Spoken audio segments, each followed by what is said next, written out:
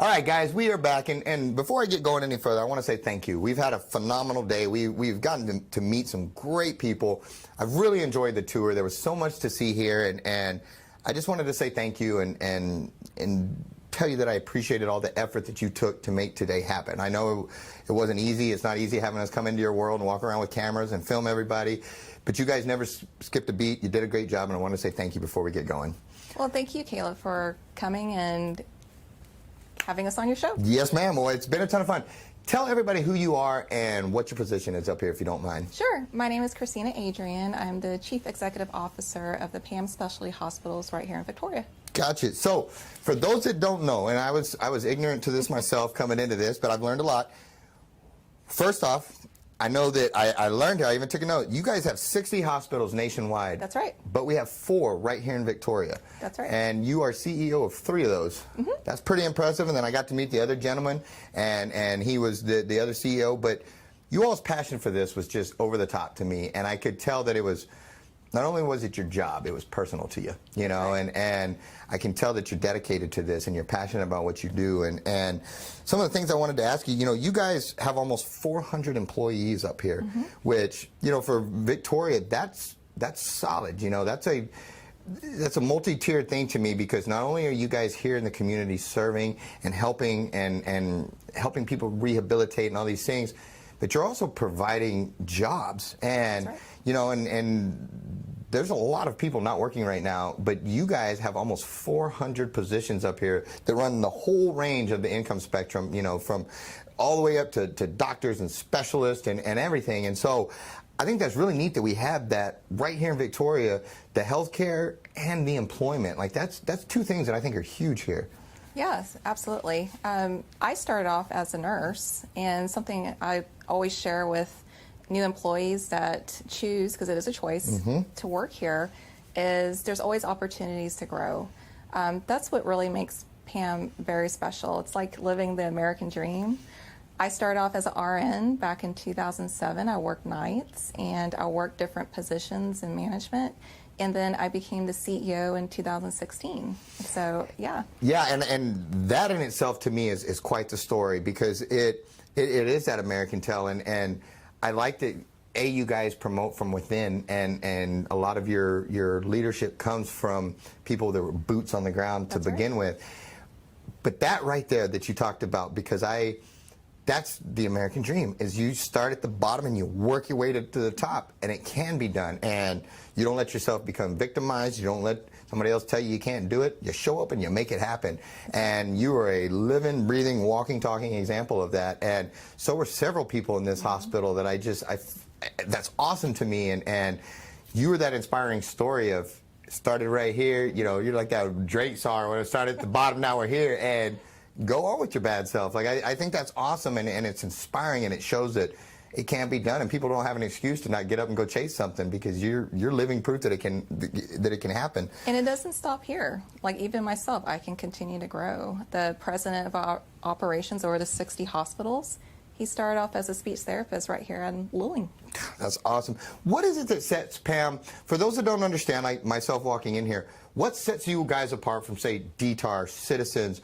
Why you guys are next to each other? Do you do the same thing? Do you not? Talk to me here. Sure. So we provide post-acute care services, and we provide meaningful improvement and recovery for people that suffer from injuries, illnesses, and disabilities. So our campuses, we all do a little bit of different things, and you took a tour and mm-hmm. you saw some of the great things that we do. But we specialize in different things. So like here, you're sitting here at North, we have all our outpatient services. But we really specialize when it comes to our LTACs, respiratory weaning. When you compare our data compared to other hospitals. LTAC, break it down for me. Break that acronym down. Long-term acute care. Okay. So we provide acute care services because we are a hospital. Okay. A lot of people confuse us. They're like, are they a nursing home? What are they? But we are a hospital. And our patients stay at average length of stay of about 25 days. And a lot of them are very sick. We can get them. The patients come from the ICUs, because we do have an ICU level care at our LTACs, and they come sometimes on ventilators, but we really pride ourselves that we're able to get them off the vent and they're able to actually leave our hospital and go home. So that's something amazing, especially during COVID. You know, we would have patients come in on a ventilator from COVID, and we're able to get them off. So that's something that we really pride ourselves in. Well, and I noticed you guys had that wall of honor that we were walking through, and I noticed Matthew Lemke on there, and he's come on our show before, and as I started looking at all the different pictures and faces up there, that wall means something, and it's there for a reason. Can you tell me a little bit about that wall of honor? Sure. So the different patients you saw, they may have come to our LTAC, to our rehab, or both. Sometimes they'll transition from LTAC to rehab into our outpatient, and Matthew is a good example. He came in not able to walk. He went to rehab. He got intense rehab. Usually it's about 3 hours a day. And then he transitioned to our outpatient therapy, and he's walking and doing great. Yeah, I wouldn't arm wrestle him now. He's doing a good job, and he's out there. And you know, and I've noticed there were several things. You guys, you have all these accreditations too. You know, and I noticed that's, you know, you can just be average, you can be awesome and go get all those extra things. Tell me a little bit about some of the accreditations that you guys have and what those mean to you all. Sure. The PAM Rehab Hospital, they have what's called a disease-specific certification in Parkinson's, stroke, and amputation. And what that means is they do a lot of education. Their employees are certified, meaning that they have competencies, they had intense training, and that they have the knowledge to really take care of those patients who suffer from those diagnoses. Got it. Well, and that's awesome. And one of the things that I did not walk past a single person today, I don't think, that didn't tell me hi, that didn't either offer to get out of my way, see if I needed something. It was just warm, and it felt really well in here. And on that note, now that I say that, how did we get here? Tell me the history of PAM. I skipped all the way to like questions 5 and forgot question 1. Pam, tell me a little bit about the history of it, how we got here, and everything I forgot to ask you in the beginning. Just tell me that stuff. Well, as I mentioned, we have 4 hospitals. We have this one that's the North Campus. We're located off the Cuero Highway, and then the PAM Rehab is right next to us. And then we have the 2 hospitals that people don't really know about. One's located inside Citizens, and another is located inside DTAR. So the history with post-acute, we actually acquired the Warm Springs system back in 2006, and people are familiar with Warm Springs.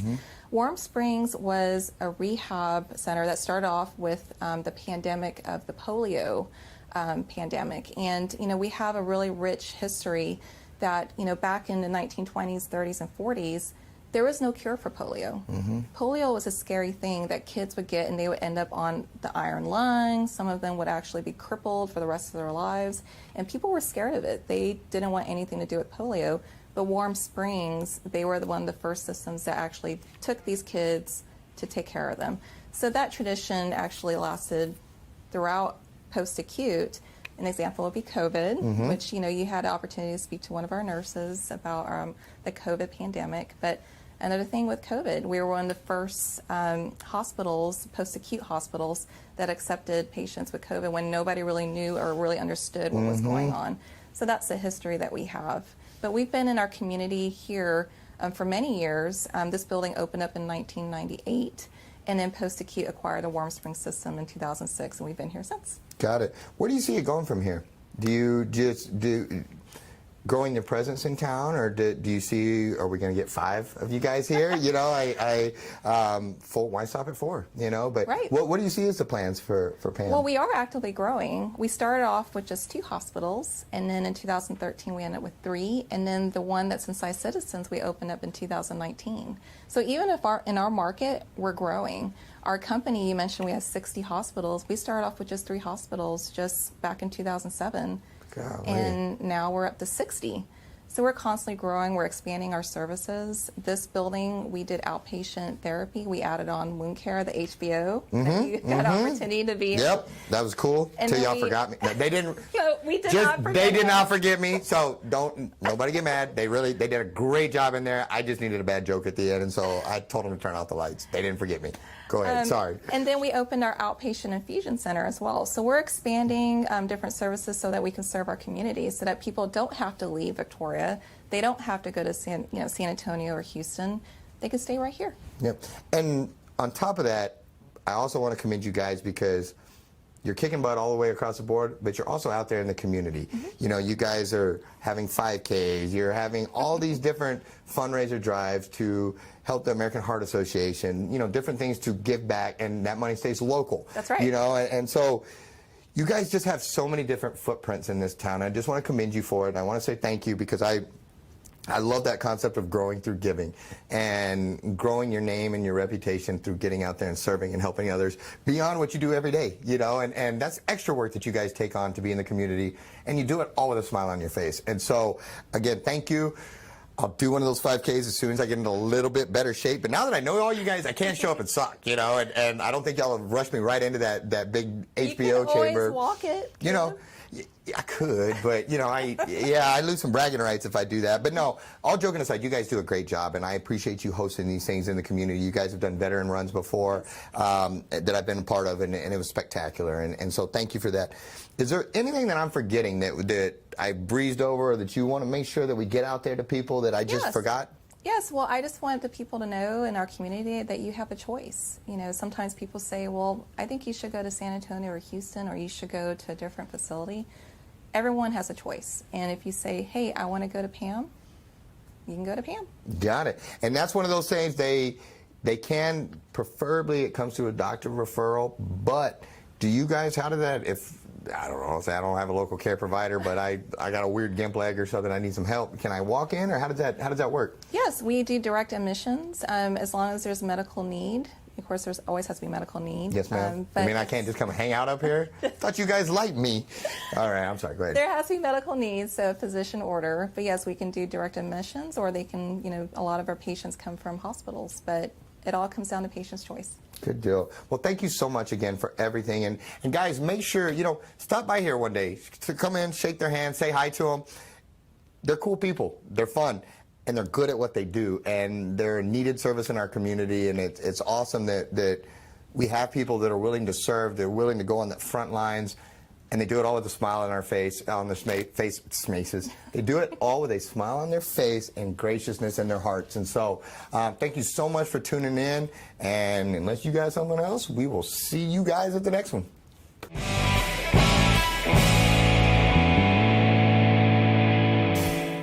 Thanks so much for tuning in to Meet Victoria with Caleb Shaw. If you haven't done so already, make sure you comment below, share the videos. It really helps the algorithms. Also, make sure you like the page, follow the page. And if you're watching on YouTube, subscribe and hit that notification bell so you don't miss any of our videos. Also, if you want to be featured on Meet Victoria, shoot us a message. We'd love to hear from you. And finally, make sure you support our great sponsors. We could not do this without them, and we're grateful and blessed to have them. Thanks so much for tuning in, and we will see you at the next one.